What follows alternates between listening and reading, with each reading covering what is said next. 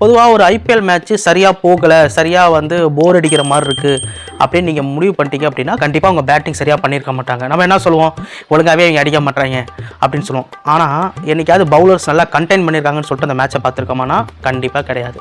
So ஒரு commercial பார்ட்டில் தான் இங்கே இருக்கிற ஒவ்வொரு இந்தியரோட கிரிக்கெட் ஃபேனோட மூலையிலையும் அந்த கம்பெனிஸ் அந்த ஐபிஎல் மாடல் ஏற்றப்பட்டிருக்கு. ஏண்டா ஒரு மேட்ச்சு 200 பரவாயில்ல, எல்லா மேட்சும் 250 அடிச்சு இப்போ 250 தான் 200 ஆக்கியிருக்காங்க. ஆகும்போது இந்த பவுலருங்க எல்லாம் எப்படி ஹேண்டில் பண்ணுறாங்க? இந்த சினிமாலெலாம் வந்து ஹீரோ கிட்ட அடி வாங்குவாங்களே இந்த வில்லன்களோட ஆண்க காசு வாங்கிக்கிட்டு ஒரு கோமாளி மாதிரி டிஸ்கிரைப் பண்ணுறது தான் இந்த ஐபிஎல் மேனேஜ்மெண்ட்டோட. இதுக்கு துணை போகிறது பிசிசி. ஐபிஎல்ஸில் வந்து கோமாளித்தனமாக ஆக்கியிருக்காங்க, என்ன நடந்திருக்கு. ஸோ மணிக்கோசரம் இந்தியா பிளேயர்ஸோட பவுலர்ஸை எந்த அளவுக்கு கீழ் மட்டமாக இறக்கிக்கிறாங்கிற எல்லா விஷயத்தையும் சேர்த்து வச்சு தான் பார்க்க போகிறோம். Welcome back to the Louis article.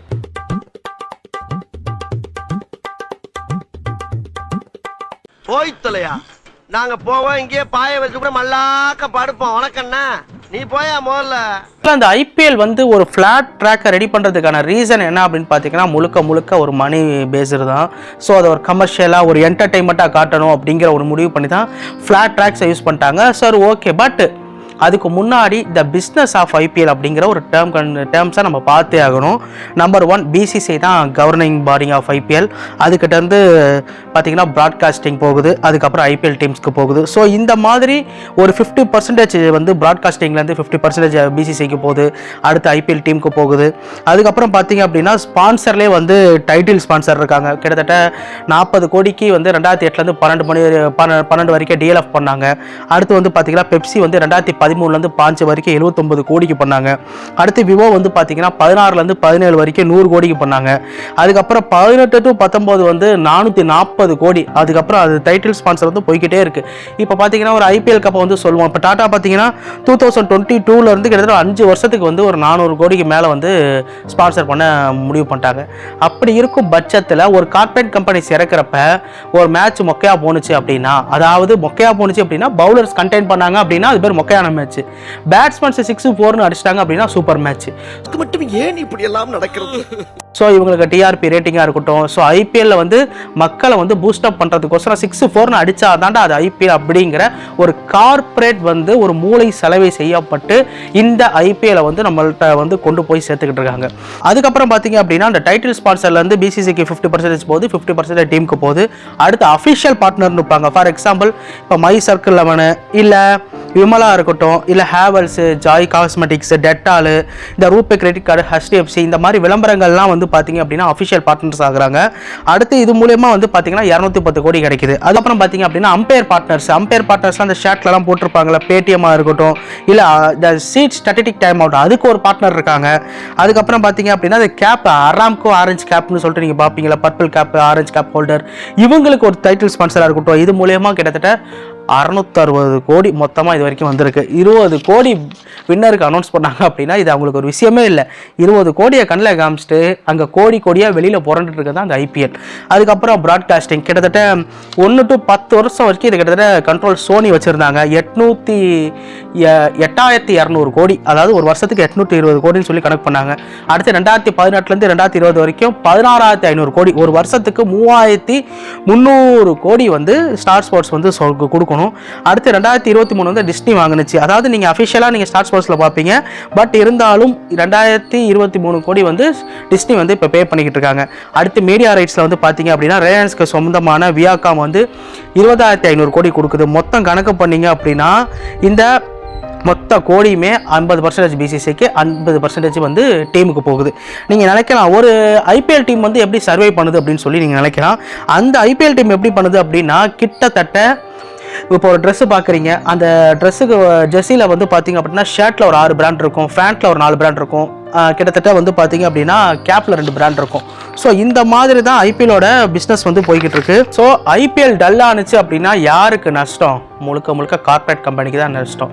Cricket பிச்சஸில் கிட்டத்தட்ட பார்த்தீங்கன்னா க்ரீன் பிச்சு, ஃப்ளாட் ட்ராக் பிச்சு, ட்ரை பிச்சு, வெட் பிச்சு, டஸ்கி அண்ட் டெத் பிச்சு, ஸோ இத்தனை வகையான பிச்சஸ் இருந்தும் நம்ம ஏன் வந்து ஃப்ளாட் ட்ராக் பிச்சே வந்து ஐபிஎல் ரெடி பண்ணுது? இதுக்கு முழுக்க ஒரு இன்னொரு ரீசன் இருக்குது. என்ன அப்படின்னு பார்த்தீங்க அப்படின்னா மணி ஓகே டசின் மணி. பட் பவுலர்ஸை ஏன் கோமாளி ஆக்குறீங்க? ஒவ்வொரு மேட்சும் வந்து 200 ரன்னுக்கு மேலே அடிக்கிறானுங்க. ஒரு கமெண்ட்ரியில் நான் பார்க்குறேன், கேகேஆர் வந்து ஒரு 250 ரன்னுக்கு மேலே அடிச்சிருச்சு. கமெண்ட்ரி சொல்கிறாங்க, என்ன சொல்கிறாங்கன்னா, கேகேஆர் பவுலர்ஸ் எப்படி ஹேண்டில் பண்ண போகிறாங்க? ஏன் 250 ரன் அடிச்சுட்டு இது முழுக்க முழுக்க பவுலர் கண்ட்ரோலில் தானே இருக்குது. 250 ரன் பத்தாதா ஒரு பவுலருக்கு வந்து கண்ட்ரோல் பண்ணி டிஃபெண்ட் பண்ணுறதுக்கு? கமெண்ட்ரி சொல்கிறாப்புல என்ன சொல்கிறாரு, கேகேஆர் பந்து வச்சு நினச்சா பாவமாக இருக்குது, அவங்களோட பால்லாம் செதறடிக்க போகுது. அப்போ நல்லாவே தெரியுது இது பக்காவான ஃப்ளாட் ட்ராக் பிச்சு அப்படின்ட்டு. அவங்களையும் கோமாளி ஆக்குறீங்க? அவங்களுக்கு ஒரு மைண்ட் செட் இருக்கும்ல. T20 வேர்ல்டு கப்பில் ஸ்குவாட் அனௌன்ஸ் பண்ணிட்டாங்க. பவுலர்ஸ் வந்து பார்த்தீங்க அப்படின்னா, ஆனால் அஸ்வின்லாம் விக்கெட்டே எடுக்கல. குல்தீப் யாதவ் மட்டும்தான், சஹால் மட்டும்தான் விக்கெட் எடுத்துக்கிட்டு இருக்காங்க. வேறு யாரும் சொல்லிக்கிற அளவுக்குலாம் விக்கெட்ஸே எடுக்கவே கிடையாது. ஆஸ்திரேலியா எடுத்துக்கோங்க, பவுலர்ஸ்க்கு எந்த அளவுக்கு இம்பார்ட்டன்ஸ் கொடுக்குறாங்கன்னு பாருங்கள். மெக்ராத் வந்து வேர்ல்டு கப்பில் ஷேர் வார்னே வாங்கியிருக்காரு. இதில் வந்து மிச்சல் ஸ்டார்க்கு 2015 ஒரு பவுலர் வாங்குவார். பேட்ஸ்மேனுக்கே டார்கெட் பண்ணுற நம்ம இந்தியா மாதிரி இருக்கிற ஒரு மந்த நிலைமையான ஒரு பிசிசிஐ வந்து இப்படி தான் உருவாக்கப்படுத்திக்கிட்டு இருக்கு.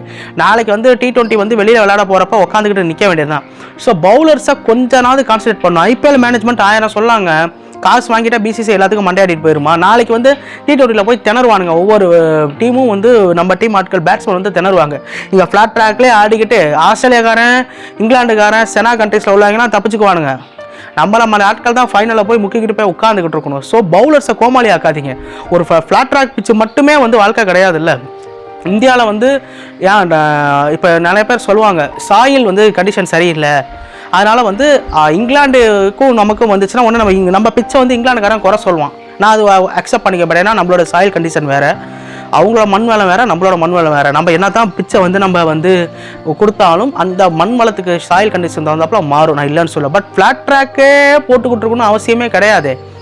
ஒரு பவுலர் வந்து டிஃபெண்ட் பண்ணணும்னு ஆசைப்பட்டு போடுவான். இன்னொரு விஷயம் சொல்லணும்னு நினச்சேன், இம்பேக்ட் பிளேயர் லிஸ்ட்டு ஒன்று வந்துச்சு. இதை முழுக்க முழுக்க முழுக்க முழுக்க பேட்ஸ்மேனுக்கு ஃபேவராக தான் நான் பார்க்குறேன். பவுலர் ஒரு ஆல்ரவுண்டராக யூஸ் பண்ண முடியாது.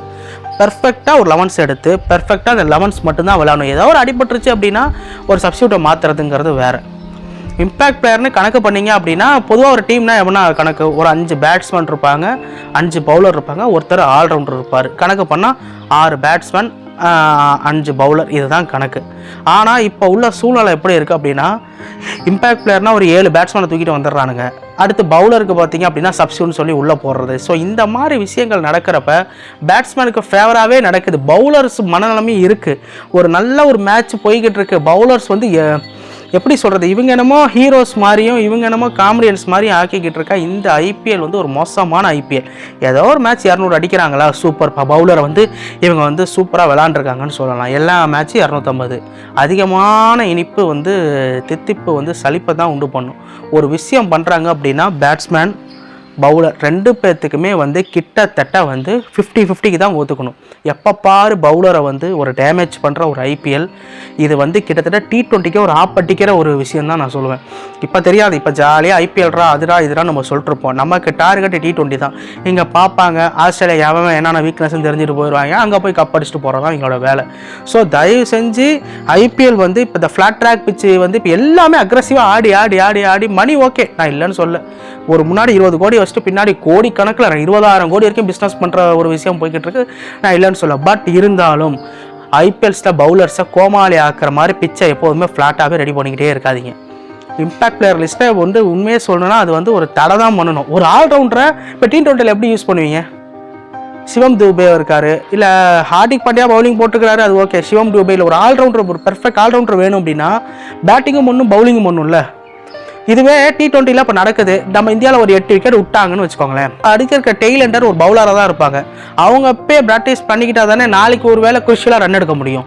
எப்போ பார் பேட்ஸ்மேனே ரன் எடுத்துட்டு பவுலர்ஸ் வந்து பேட்டை டச் பண்ண முடியாத ஒரு சூழல் வருது. விக்கெட்ஸ் அந்த அளவுக்கு போகலைங்க, 5 விக்கெட் 6 விக்கெட் தான், 20 ஓவர் எவனுமே பத்த மாட்டேங்குது. ஸோ தயவு செஞ்சு பவுலர்ஸை கோமாளி ஆக்காதீங்க. என்னமோ இவனுங்க தான் வந்து கிரிக்கெட்டே கண்டு டாமினேட் பண்ணுற மாதிரி, ஒரு சாரார் டாமினேட் பண்ணி ஒரு சாரார் அடி வாங்குற மாதிரி இருக்க விஷயம் என்றைக்குமே ஏற்றுக்கொள்ளப்படாது.